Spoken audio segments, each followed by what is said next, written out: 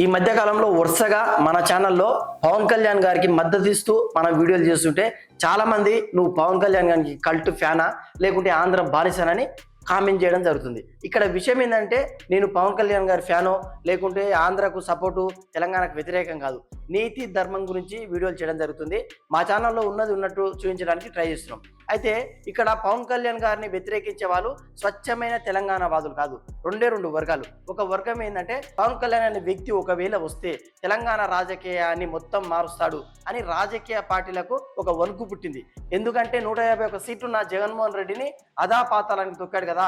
వచ్చే GHMC elections లో ఎక్కువ ఆంధ్ర వాళ్ళు ఉంటారు, ఒకవేళ పవన్ కళ్యాణ్ వస్తే మన ఉనికి పోతుందని బీఆర్ఎస్ కాంగ్రెస్ వెన్నులో వణుకు పుడుతుంది. ఒక బ్యాచ్ ఇదైతే ఇంకొక బ్యాచ్ ఏదంటే పవన్ కళ్యాణ్ గారు ఎప్పుడైతే సనాతన ధర్మానికి స్టాండ్ తీసుకుంటూ డైజెస్ట్ చేసుకోలేకపోతున్నారు హిందూ వ్యతిరేకులు.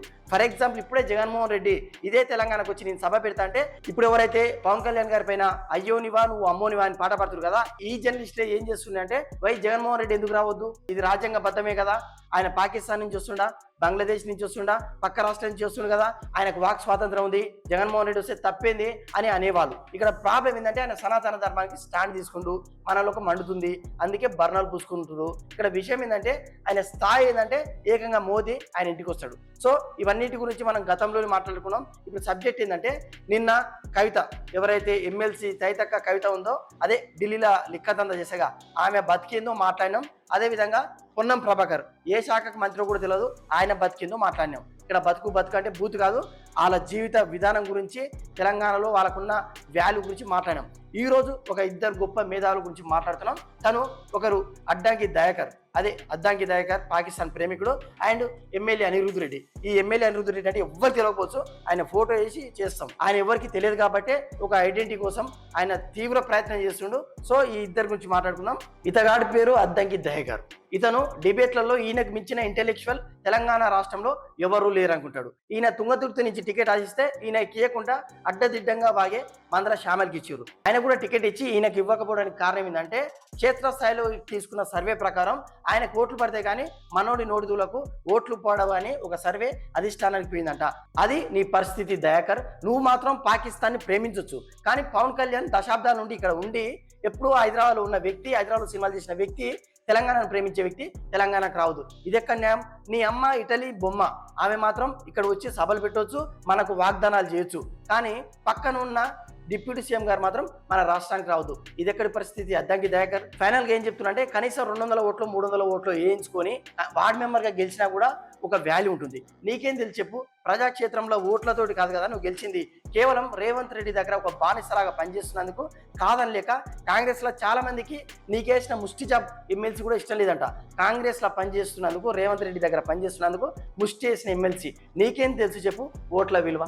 ఇతగాడి పేరు అనిరుద్ధ్ రెడ్డి. ఈయన కాంగ్రెస్ జడ్చెల్ ఎమ్మెల్యే. ఈయన ఎవరికి తెలియదు. గతంలో కూడా పవన్ కళ్యాణ్ గారు కోనసీమ కొబ్బరికాయలకు తెలంగాణ వాళ్ళ దిష్టి తగిలిందన్నప్పుడు కూడా హల్చల్ చేసిండు. అప్పుడు కూడా ఈయనకు ఐడెంటిటీ దొరకలే, ఎందుకంటే ఈయన ఎవరికి తెలియదు. ఈయన ఐడెంటిటీ ఒకటి మాత్రం తెలుసు, అదేంటంటే జడ్చర్ల ప్రభుత్వ ఆసుపత్రి మార్చుల్లో ఒక శవాన్ని, అనాథ శవాన్ని కుక్కలు పీక్కుతున్నాయి. అప్పుడు ఎవరు ఈ జడ్చెల్ ఎమ్మెల్యే అని చాలా మంది ఆరాధించారు. అప్పుడు ఇతగాడి పేరు తెలిసింది. నీకున్న ఐడెంటిఫికేషన్ ఏంటంటే నీ ప్రభుత్వ ఆసుపత్రి ఎంత అధ్వానంగా ఉందో ఇది తెలుసుకో అనిరుద్ధ్ రెడ్డి. అంతకు మించి నువ్వు పవన్ కళ్యాణ్ గారిని అంటే ఎవరు వీడని వెతుకుతుర్రు గూగుల్లో, అయినా కూడా నువ్వు దొరకట్లేదు.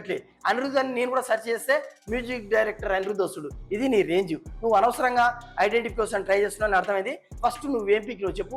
6 గ్యారెంటీలు ఇచ్చిన మీ రేవంత్ రెడ్డిని క్వశ్చన్ చేయి, 420 హామీలు ఇచ్చిన మీ కాంగ్రెస్ని క్వశ్చన్ చేయి. అసలు తెలంగాణ వచ్చినాక సుసంపన్నమైన బంగారు తెలంగాణ అయితే అన్నారు కదా, మీ కాంగ్రెస్ వచ్చిన తర్వాత ఆవిర్భావ దినోత్సవం లేదు, ఆవిరైన దినోత్సవాలే ఉన్నాయి. కాంగ్రెస్ వచ్చిన 2.5 సంవత్సరాల్లో ఎంత చండాలమైన దుస్థితి తెలంగాణలో వచ్చిందంటే దానికి కారణం మీ రేవంత్ రెడ్డి. ఒకవేళ మీరు గ్రౌండ్లోకి వెళ్తే ప్రజలు మిమ్మల్ని చెప్పులతోటి చీపులతోటి కొట్టే పరిస్థితి ఉంది అనిరుద్ధ్ రెడ్డి. జడ్చర్లలో కాదు, నువ్వు ఎక్కడ కూడా మళ్ళీ నెగ్గే అవకాశం లేదు. ఈ మీ పరిస్థితి మీరు గుర్తుపెట్టుకొని పవన్ కళ్యాణ్ గారిని విమర్శించే స్థాయి అని మీరు తెలుసుకోవాలి. మీకు కూడా తెలుసు మీ స్థాయి అది కాదని. కాకపోతే ఏంటంటే మీరు ఒక ఉనికి, ఒక అస్తిత్వం కోరుకుంటున్నారు. తప్పు లేదు. అప్పట్లోనే సామాజిక మాధ్యమాలు లేని టైంలోనే చిరంజీవి గారిని పేపర్లు తిట్టి ఫేమస్ అయిన వాళ్ళు ఉన్నారు. వాళ్ళ ఫ్యామిలీ మీద ఎవరు ఏడ్చినా కూడా ఫేమస్ అవుతారు. ఇప్పుడు పవన్ కళ్యాణ్ మీద నువ్వు ఏడుస్తున్నావు, రేపు మాపు నీకు కూడా ఐడెంటిఫికేషన్ వస్తుంది. కానీ నీకు కావాల్సింది ఒక ప్రజాప్రతినిధిగా ఈ ఐడెంటిఫికేషన్ కాదు, ప్రజలకు మంచి పాలన చేసి జడ్చర్ల ప్రజలతోటి మంచిగా నువ్వు గ్రేట్ మా ఎమ్మెల్యే అనిపించుకో. బిడ్డ, నేను జడ్చర్ల గ్రౌండ్ పోతా, నీ గురించి మొత్తం వీడియో తీస్తా, ప్రజలు నిన్ను మంచి అనుకుంటారా చెడ్డ అనుకుంటారా మా ఛానల్ అప్లోడ్ చేస్తా. This is my challenge.